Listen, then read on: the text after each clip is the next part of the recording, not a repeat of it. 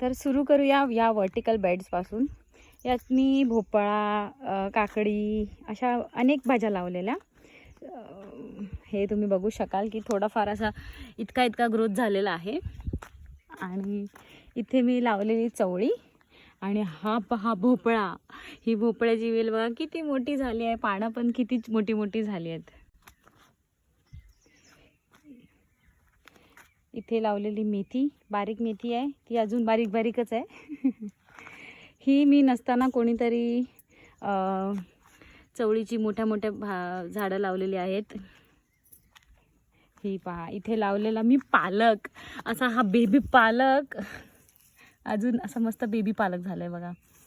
इतका ग्रोथ झालेला आहे, ऑलमोस्ट लाईक इतका माझ्या एवढा बोटा एवढं. इथे पण मी लावलंय भोपळा, कारलं. हे पहा कारलं.